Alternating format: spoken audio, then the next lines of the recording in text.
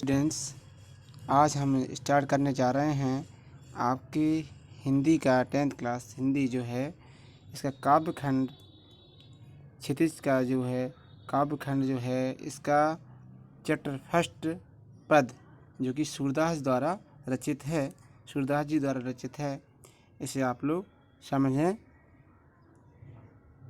ऊधो तुम हो अति बड़ भागी, अप रस रहत स्नेह तगा ते नाहिन मन अनुरागी। यहाँ पर क्या है आपको बताया गया है इसमें सूरदास जी के उसमें कि जो गोपियाँ हैं उद्धव जी से, जब उद्धव जी कृष्ण भगवान का संदेशा लेकर गोपियों के पास आए थे तो गोपियों के द्वारा और उद्धव जी द्वारा जो बातें हो रही हैं उन बातों में गोपियाँ उद्धव पर व्यंग करती हुई कहती हैं कि उद्धव तुम तो हो अति बड़भागी, यानी कहती हैं कि हे उद्धव जी, आप तो कहना चाहिए श्री कृष्ण के पास रहते हुए भी प्रेम बंधन में ना बन सके। आप कृष्ण भगवान के पास रहे फिर भी उनसे प्रेम बंधन में ना बन सके, तुम कैसे भाग्यशाली हो, यानी तुम्हारे भाग्य कैसे भाग्यशाली हो, तुम तो बड़े कैसे भाग्यशाली हो। पुरैन पात अपरस रहत स्नेह तगाते नाहिन मन अनुरागी। कहती हैं वो गोपियाँ भगवान से कि गोपियाँ उद्धव जी से कहती हैं कि कैसे भाग की विडंबना है कि तुम कृष्ण के निकट रहते हुए भी, पास रहते हुए भी प्रेम बंधन से मुक्त रहे।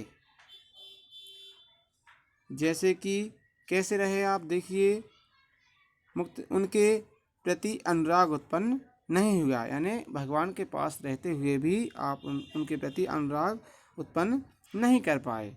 जैसे पुरैन पात रहत जल भीतर तारस देहना दागी, ज्यों जल माह तेल की गागर बूंद न ताको लागी। तो देखिए श्री कृष्ण के समीप रहते हुए भी प्रेम से उसी प्रकार अलग रहे आप उद्धव जी, जिस प्रकार पानी में रहते हुए कमल पत्र जो रहता है, कमल पत्र अलग ऊपर ही रहता है। आप देखेंगे कि पानी के ऊपर ही रहता है, वो पानी में रहते हुए भी पानी की एक बूंद भी उस पर नहीं ठहरती। जैसे तेल युक्त मटकी जो है, तेल युक्त मटकी को जल में डुबोने पर उसके ऊपर पानी की एक भी बूंद नहीं ठहरती।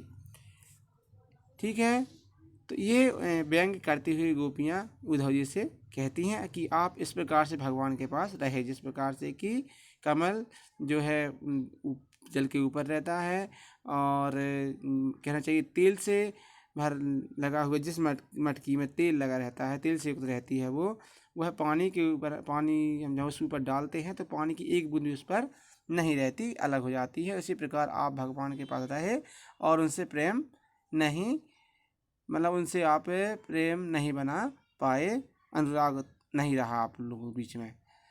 तो प्रीत नदी में पाँव न बोरो, दृष्टि न रूप परागो, सूरदास अबला हम भोरी, गुर चाटी ज्यों पागी। तो कहती हैं गोपियाँ कि तुमने प्रेम नदी में आज तक अपना पैर ही नहीं डुबोया। कृष्ण भगवान से, मतलब उनके कृष्ण भगवान के प्रेम भक्ति जो रहती है उसमें तुमने अभी उस प्रेम रूपी नदी में आज तक अपना पैर नहीं डुबोया, नहीं तो प्रेम के महत्व को जानते। तुम किसी के सौंदर्य पर मुग्ध ही नहीं हुए, तुम्हारी दृष्टि कृष्ण पर पड़ी ही नहीं, ऐसा वो कहती हैं। हम ही ऐसी भोली अबलाएं हैं, हम ऐसी भोली हैं जो कृष्ण के सौंदर्य में वैसे ही उलझ गई जैसे चींटियां गुण के प्रति आसक्त होकर ऐसे चिपट जाती हैं कि फिर अलग होना ही नहीं चाहती। जैसे चींटियाँ गुड़ में चिपट जाती हैं और उनसे अलग होने की कोशिश करें तो भी वो नहीं हो पाती, ऐसे भी हम हमारे भगवान कृष्ण के प्रेम में मतलब बंध गए हैं, बंधन में बंध चुके हैं। और गोपियाँ उद्धव जी से कहती हैं, मन की मन ही मांझ रही, मन की मन ही मांझ रही, कहिए जाए कौन पे उद्धव, ना ही परत कही। यानी गोपियाँ कहती हैं उद्धव जी से अपने प्रेम की को कृष्ण के समक्ष प्रकट न करने के कारण व्यथित दुखी हुई होती, कहती हैं कि अभिलाषा मन की मन में ही दबकर रह गई, कहिए जाए कौन पे उद्धव, ना ही परत कही। अपने मन की व्यथा किससे जाकर कहें और प्रेम पीड़ा को दूसरों के सामने प्रकट भी तो नहीं कर सकते, ऐसा गोपियाँ कहती हैं। अवधि आधार आस आवन की, तन मन व्यथा सही। यानी वो कहती हैं गोपियाँ कि श्री कृष्ण के लौटने की मन में आशा संजोए हुए उनके आने की अवधि यानी समय को अपने जीने का आधार बनाकर कि इतने समय बाद भगवान लौट कर आ जाएंगे, तन और मन की व्यथा को सहन कर रही थीं। चाहती हुती गुहार जितई तैं उत तैं धार बही।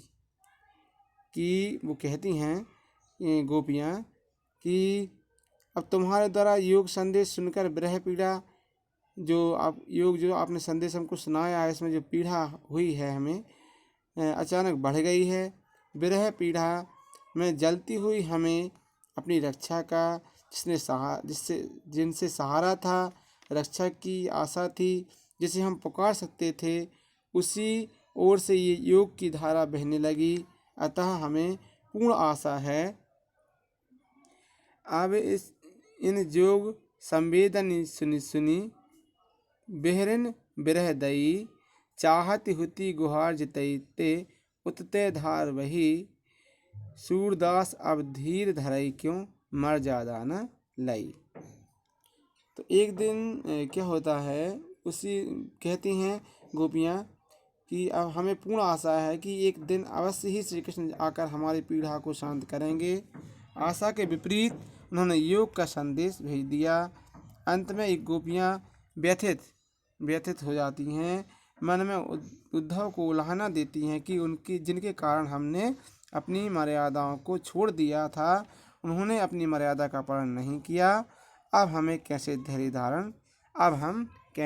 धारण करें। अब आप देखें थर्ड में, हमारे हरि हारिल की लकड़ी। यहाँ पर देखो कृष्ण भगवान के लिए क्या कहा गया। हारिल यानी एक ऐसा पक्षी होता है जो अपने पैरों में सदैव एक लकड़ी लिए रहता है, मैं कहना चाहिए एक अपने पैरों में लकड़ी को पकड़े रहता है। तो यहाँ कहा गया है, गोपियाँ उद्धव को संबोधित करते हुए कहती हैं कि श्री कृष्ण हमारे लिए हारिल पक्षी की लकड़ी की तरह हैं। कैसे हैं देखिए, मन क्रम वचन नंद नंदन और यह दृढ़ करी पकड़ी। यानी हारिल की लकड़ी को जैसे कोई एक पक्षी पकड़े रहता है, इसी प्रकार हारिल पक्षी अपने पैरों में पकड़े हुए लकड़ी को किसी स्थिति में नहीं छोड़ता। वैसे ही हम अपने श्री कृष्ण को छोड़ने में असमर्थ हैं। देखिए, जागत सोबत स्वप्न दिवस निसी, कान कान जकरी। यानी हम अपने प्रिय कृष्ण को मन कर्म वचन से अपने हृदय में बसाए हुए हैं। हम सोते जागते स्वप्न में, दिन में, रात में सदैव श्री कृष्ण ही रट लगाए रहती हैं। सुनत जोग लागत है ऐसी, सुनत जोग लागत है ऐसो, ज्यों करुई ककरी। तुम ऐसा लगता है तुम्हारे द्वारा दिया गया योग जो हमें योग संदेश जो आपने सुनाया है, हमें ऐसा लग रहा है जैसे कड़वी ककड़ी जो रहती है उसकी तरह प्रतीत हो रहा है हमें, जिससे इसके प्रति किसी प्रकार की रुचि नहीं होती। यदि हम ककड़ी खाते हैं और उसमें कड़ापन रहता है, कड़ी रहती है वो ककड़ी तो वह उसका स्वाद नहीं रहता, उसको किसी खाने की इच्छा नहीं होती है, कड़वी। तो क्या होता है, सूतो व्याधि हमको ले आए, देखी सुने ना कही, देखी सुनी ना करी, यह तो सूरत नहीं ते सौंपो, जिनके मन चकरी। योग साधना तो हमारे लिए ऐसा रोग है जिसके बारे में ना तो पहले कभी देखा, ना ही सुना और ना ही कभी होगा। हे उद्धव, योग साधना का संदेश तो उन्हें देना उचित है जिनका मन चक्री की तरह घूमता रहता है, भटकता रहता है। हमारे लिए श्री कृष्ण अनन्य हैं, हमारा मन उनके प्रति दृढ़ है। अब आप नेक्स्ट देखें, इसके बाद हरि है राजनीति पढ़ी आए, समझी बात कहत मधुकर के, समाचार सब भाए। गोपियाँ कहती हैं, निसंकोच उद्धव से कहती हैं कि हे भ्रमर रूप उद्धव, अब तो श्री कृष्ण ने राजनीति पढ़ ली है। आपके योग संदेश को सुनकर पहले ही समझ गई, किंतु अब समाचार जाकर पूर्ण विश्वास हो गया कि श्री कृष्ण राजनीति पढ़कर और चतुर हो गए हैं। कहना चाहिए कि भगवान जब उनके पास नहीं आते हैं और ऐसी उद्धव जी संदेश उनको सुनाते हैं, तो वो कहती हैं गोपियाँ कि हमें ऐसा लग रहा है कि अब तो भगवान ने राजनीति पढ़ ली है। आपके जो समाचार, आपके जो कहना चाहिए योग का जो आप संदेश हमको दे रहे हैं, उसको सुनकर हमको लगा कि भगवान ने राजनीति पढ़ ली है, जो आपको हम यहाँ भेजा है। एक अति चतुर होते पहले ही अब गुरु ग्रंथ पढ़ाए, बड़ी बुद्धि जानी जो उनकी योग संदेश पठाए। हे उद्धव, आप पहले ही चतुर थे, उस पर भी आप अपने गुरु श्री कृष्ण से राजनीति का ग्रंथ पढ़ाए हैं। राजनीति का ही यह प्रभाव है कि बुद्धि चातुर में श्री कृष्ण इतने कुशल हो गए हैं कि योग का ही संदेश भेज दिया, इतने वो निपुण हो गए हैं।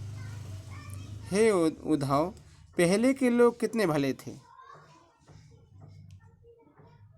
उद्धव, भूले लोग आगे के परहित डोलत धाये, अब अपने मन फेर पाइए, चलत जूहते छुराए। पहले के लोग कितने भले थे जो दूसरों की भलाई के लिए भाग चले आते थे। इतना सब जान लेने पर तो हम इतनी तो आशा करती हैं कि हमारे मन को श्री कृष्ण ने जाते समय चुरा लिया था। उन्हें हम पुनः प्राप्त कर लेंगी। आश्चर्य यह है कि जो कृष्ण दूसरों को अन्याय करने से रोकते हैं, वे स्वयं अनीति के रास्ते पर क्यों चल पड़े हैं। वे प्रेम के स्थान पर योग कहना चाहिए जो बता रहे हैं, तो क्यों अनीति करें आपुंजे और अनीति छुड़ाए। राजधर्म तो है सूरजो, प्रजा न जाहि सताए। तो वो कहते हैं कि दूसरों को अन्याय करने से रोकने वाले प्रभु आज स्वयं कैसे अनीति के रास्ते पर चल पड़े हैं। वे प्रेम के स्थान पर हमें योग भी कर रास्ता भेजकर, योग का संदेश भेजकर हमारे ऊपर क्यों अन्याय कर रहे हैं। उनको राजधर्म भी नहीं भूलना चाहिए। राजधर्म के अनुसार प्रजा को न सताकर उसकी भलाई का ध्यान करना चाहिए। तो ये हैं आपके पद, सूरदास द्वारा रचित हैं। आप इन्हें समझने की कोशिश करेंगे और फिर इसके आप लोग क्वेश्चन आंसर भी करेंगे तो आपको समझ में आ जाएगा।